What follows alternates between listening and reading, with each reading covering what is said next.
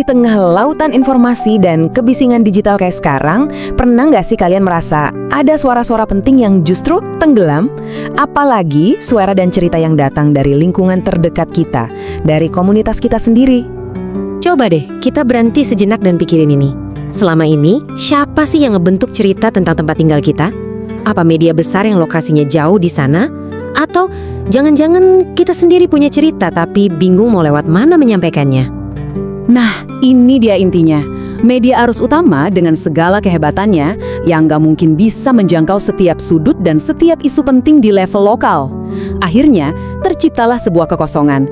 Sebuah ruang di mana aspirasi komunitas seharusnya menggema, tapi malah hening. Tapi ternyata ada loh solusi yang luar biasa kuat untuk mengisi kekosongan itu. Sebuah buku. Dan ini bukan cuma wacana, tapi benar-benar jadi panduan buat komunitas biar bisa nemuin dan memperkuat suara mereka. Inilah yang bakal kita kulik bareng hari ini.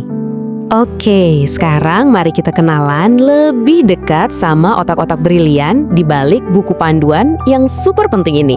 Karena ya, setiap gagasan besar itu pasti lahir dari orang-orang yang punya visi ke depan. Jadi, buku ini ditulis oleh Dr. Diana Anggraeni, seorang akademisi dan praktisi komunikasi yang keren banget.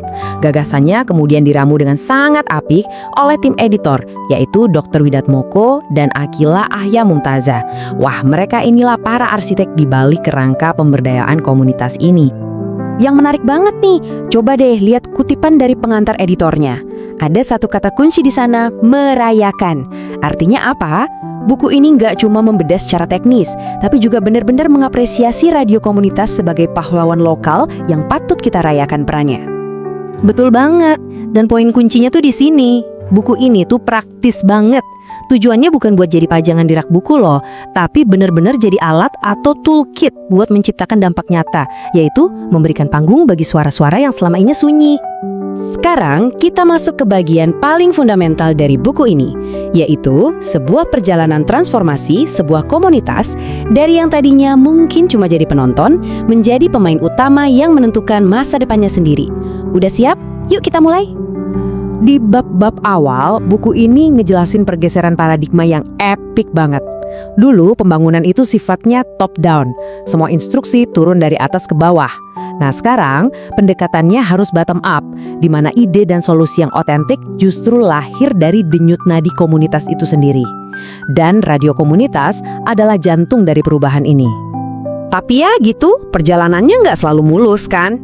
Buku ini juga jujur banget memaparkan tantangan real di lapangan. Mulai dari SDM yang terbatas, birokrasi perizinan yang kadang bikin pusing tujuh keliling, sampai masalah klasik soal pendanaan. Ini semua adalah perjuangan yang nyata. Nah ini dia, sampailah kita pada konsep paling dahsyat dalam buku ini yang diadaptasi dari pemikir legendaris Paulo Freire, kesadaran kritis. Ini bukan cuma sekedar sadar ya, tapi ini adalah kemampuan sebuah komunitas untuk bertanya kenapa, untuk membongkar akar masalah dan gak lagi cuma pasrah menerima keadaan. Dan prosesnya digambarkan dalam 3 tahap yang jelas banget. Pertama, kesadaran magis. Waktu orang mikir ya udahlah, ini takdir. Terus beranjak ke kesadaran naif pas mereka mulai menyalahkan diri sendiri. Dan puncaknya, kesadaran kritis. Saat mereka paham bahwa masalah itu ada di dalam sistem, dan hey, mereka bisa bertindak untuk mengubahnya. Keren banget kan? Oke, setelah kita paham konsep intinya yang begitu kuat, sekarang pertanyaannya, gimana caranya semua ini relevan di zaman sekarang? Gimana caranya radio komunitas bisa beraksi dan menerobos batasan di era digital ini? Jadi, secara aturan, radio komunitas itu punya tantangan klasik. Jangkauan siaran analognya terbatas, cuma sekitar 2,5 km. Kedengarannya sempit ya, tapi justru angka inilah yang jadi pemicu kreativitas tanpa batas. Dan lihat deh, gimana mereka ngehancurin batasan itu.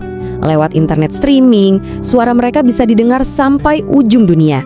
Siarannya diubah jadi podcast atau konten YouTube. Mereka juga aktif di media sosial buat interaksi dan yang paling penting, membangun jejaring dan kolaborasi. Batasan 2,5 km itu sekarang jadi nggak relevan lagi. Pada akhirnya, semua teori, semua strategi, dan semua perjuangan ini mengerucut pada satu misi yang begitu agung, memberi suara pada yang tak terdengar. Sebuah kalimat yang kelihatannya sederhana, tapi dampaknya luar biasa bagi demokrasi, keadilan, dan martabat manusia. Jadi, ayo kita dukung dan terus tebarkan peran penting radio komunitas di sekitar kita. Dan buat kalian yang sudah atau baru akan terjun langsung, selamat menjadi bagian dari media pembangunan yang sesungguhnya.